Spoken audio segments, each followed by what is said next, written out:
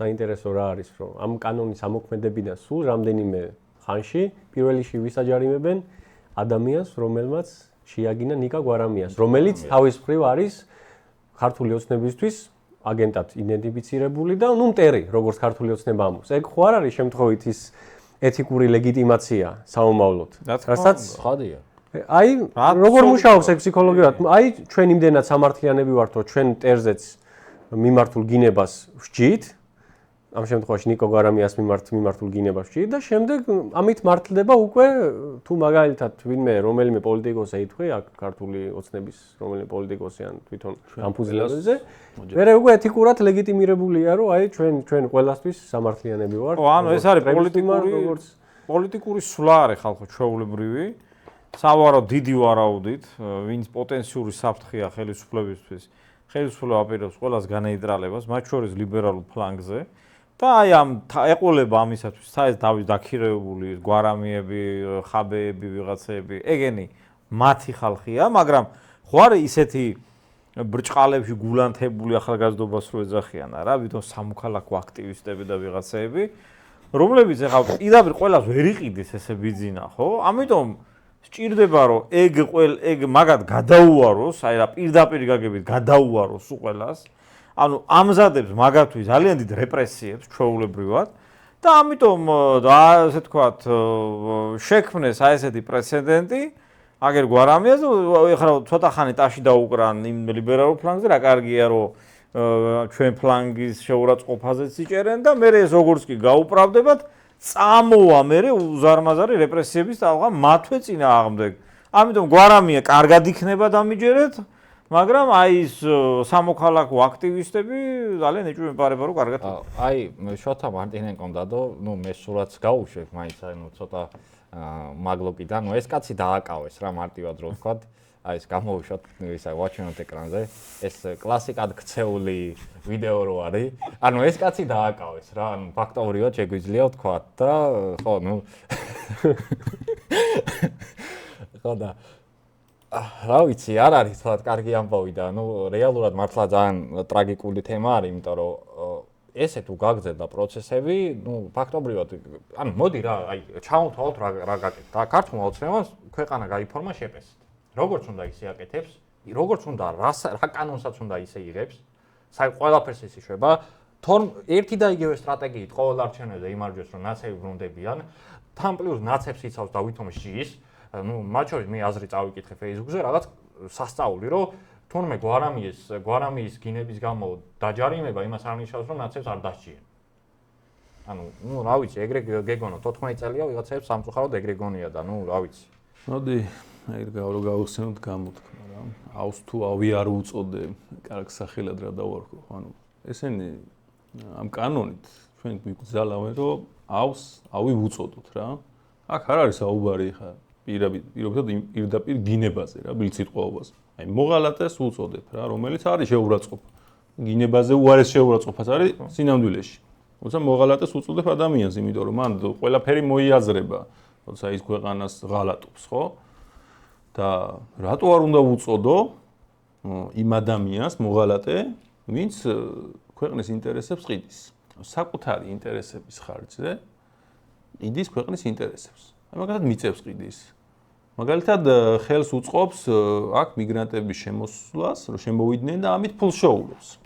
მიგრანტების საქართველოში შემოსვლა არის ქვეყნისთვის საფრთხე ეგზისტენციურად და ამას თვითონაც ამბობენ. და ვინც ამას ხელს უწყობს, ამ ადამიანს მე რომ მოღალატეს უწოდებ და არიან მოღალატეები. ანუ მე ამიტომ დამაჯარიმონ უნდა დამიჭირონ, ხო? როცა ამ ადამიანს პრობლემა არ მაქვს, ასო მე ამათი კანონები ახლა ჩვენ არ შეგვაშინებს ახლა. გინებით ახლა არც ვიგინები უკვე кайხანია სიმართლე ვთქვა, მაგრამ ანუ ადამიანს ახლა რასაც აკეთებს, ხო?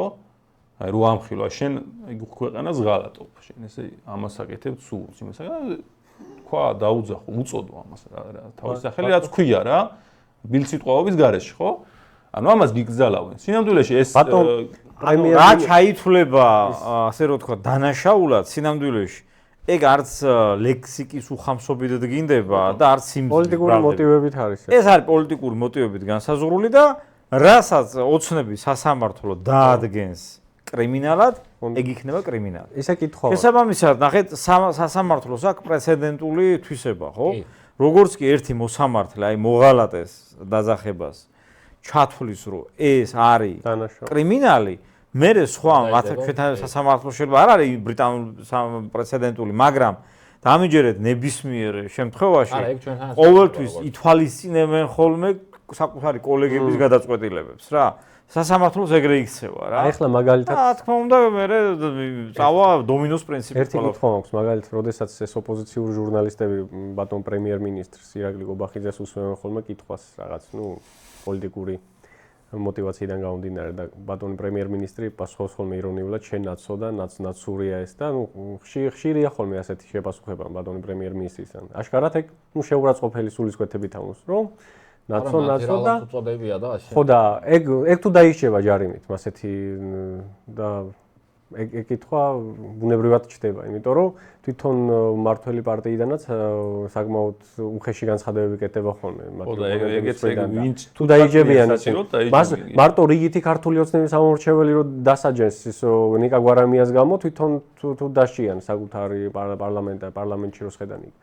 და რა ვიცი, პარლამენტში რა შეუულებრივი მომენტია ეგინება, გაისმის ხოლმე. ეს არ იქნება ჩემი აზრით ისე რომ აი უბრალოდ ეს კანონი მივიღეთ და ვინც რაღაცა დაწერა დავსაჯეთ. ანუ სისტემის ინტერესებში თუ შედის რაღაც კონკრეტული ჯგუფის, კონკრეტული ადამიანების გაჩერება, იმად დაჟიან, თორე ანუ ესე ვიღაცა ჩვეულებრივა საშუალო სტატისტიკურ მოქალაქემ არაფერსში რო არ არის, ხა უბრალოდ ვიღაცას აგინა და ის ადამიანებს არ წარმოადგენს, ხა მათთვის და პრობლემას არ წარმოადგენს, მაგათ რომ მიადგნენ, ესე არ მგონია რა. ჩემი ერთ აი იმ ბოლის გამოსაშვებს ხალხს დაუტოვებენ, ვინც არაფერს არ შვება საერთოდ. არ ერევა ეხა დიდად პოლიტიკაში, რაღაცა არ მოეწონა და შეიგინა. ხა მაგას ვერც გააკონტროლებენ, ხო მართლა მილიონობით რაღაც კომენტარი იწერება დღის განმავლობაში და ეხა ყველაფერს რო გადახედონ და ყველა რო დააჯარიმონ, ეგ ძალიან გაუჭირდებათ და არც აწყობთ, ხო ეგ. არა, ის ჯგუფი ვინც მათ საფრთხეს უქმნის, ხო? იმათ მეტი ყურადღება მიექცეო. რა თქმა უნდა, ეგრე იქნება და აი კონკრეტულად ხა ნაციც ხა შეურაცხყოფის ფორმით როცა ანათქვამია, ნაცები ხარ თქვენ და რაღაც შეურაცხყოფის რა თქმა უნდა, ნაციზმზე არის ალუზია ჩვეულებრივი. როდესაც ჟურნალისტს ეუბნები შენ ნაცი ხარ, ესე იგი მან შეურაცხყოფას აყენებ უფრო კულტურული ფორმით. არა, ნახე, როგორ ჩათვლიან საჭირო დააჯერიმენ. პიროვნულად აი რაღაცა შეურაცხყოფ პიროვნულ დონეზე, პოლიტიკურ შეფასებაზე კი არა, პიროვნულობაზე გაქვს რაღაც აქცენტი და ეგრე ანუ ზუსტად აი ობიექტურად რო თქვა რა თქოს. მაგრამ სულ რომ აი მორალურად ცუდად ითვლება და ნუ მე ვიღაცას ვაგინე რა, სოციალურ ქსელში დავწერე გინებ. ჯო, არ არის ეგ სახელმწიფო საკ. მაგის გაკონტროლება ჯერ ეგერთი შეუძლებელია და მე მაგას რო აკონტროლებ, მე მაგის ინტერპრეტაცია იმხელა გიჩნდება, რომ რასაც გინდა იმას გააკეთებ. ეგ არის მთავარი პრობლემა, თორე მორალურად გინება რომ ცუდი არის, ეგ რავი სახარებაში კი წერია, მაგრამ მან შეუძლებელი კი არა. ძალიან მძიმე არის, როდესაც თავრობა მაგას აკონტროლებს, იმიტომ რომ მაგალითად დიდი ბრიტანეთში იმამდე მივიდნენ, რომ ვიღაცამ ნიგა რო დაწეროს, აი სიტყვაა რა, ნუ იქ მე ამერიკაში აგიქვეს რომ ეგ რას ბლა ბლა ბლა რაღაც ისულე რა, ნიგა კი არა, რაღაც აი პიდარასტი რო დაწერო. დაგაკავებენ, ის კი არა რომ დაგაკავებენ. და ეგ იმხელა ტრაგედია და იმხელა მარაბში გადადის, რომ აგერ წინა გადაცემაში ჩვენ გაჩვენეთ ვიდეო, როგორ მოკლეს დანა ქონდა გაყრილი ტიპს, ვიღაც იმან შიხმა თუ რავი რა რელიგიურ წარმომადგენელს იყო, ვიღაც ინდუელმა დაჭრა და ისა პოლიცია რომ მივიდა რასისტული ნიადაგზე დააკავა, დაჭრილი ტიპი, რომელიც ამბობდა რომ დაჭრილი ვარო, რა ქვია, მე ვფიქრობ რომ არ ახარ დაჭრილი. ვერ შევთხოვო და არაო კაცო შენ რასიზმის გამო გაკავებ, ჩვეულებრივად ეგრე იყო და თან ხოლმე პოლიციელმა ეგეც უთხრა და ეგეც სიგიჟეემდე მივალთ. არ შეიძლება ეგ უბრალოდ კაცო მან რაღაც მე დავისვენებ სოციალურ ქსელში რო შევალ გინებას აღარ ვნახავ და ჩემი რაღაც არ ვიცი გონება თუ ნევრული სისტემა დამშვიდებული იქნება. ჯო ეგრე არ ხდება, ეგრე მარტივად არ არის ეგ ცოტა ხო შეიძლება მასშტაბურად შევხედოთ მაგ თემას, ანუ რა გამოცდილება არსებობს სხვადასხვა ქვეყნებში, სადაც მსგავსი კანონები მიიღეს? ანუ არ არის ეგრე. არ ხდება ეგრე. ნებისმიერ ქვეყანაში სადაც მსგავსი კანონია მიღებული, მათ შორის რუსეთში არის ტოტალური კონტროლი მაგ მიმართულებით, ოღონდ არა ისეთი როგორც ბრიტანეთშია, მაგრამ სიგიჟეებზე არ გაკავებთ. სტატისტიკაც დაკლები კი არის, მაგრამ ძალიან დაბალიც არ არის, ცხადია. ხო, ანუ არ შეიძლება ეგეთი რაღაცის გაკეთება, იმიტომ რომ საბოლოო ჯამში ეგ აუცილებლად გამოიწვევს ტოტალურ კონტროლს მაგ მიმართულებაზე. ეგ არის ძალიან ერთი რა არის კიდე ძალიან მნიშვნელოვანი და ეს უნდა აღვნიშნოთ რა. ნახეთ, როცა რაღაცა არასწორი ქმედება ხდება, ჩემი აზრით, ამ შემთხვევაში ამაზეც განევცობა და ნებისმიერ რამეზე პირდაპირ რაღაც აკრძალო ესე და უბრალოდ რაღაც აკრძალო, ეგრე არ შეიძლება რა. შენ უნდა შედეგი გასაგები, მაგრამ უნდა გაარკვიო საფუძველი ამისი რა არის.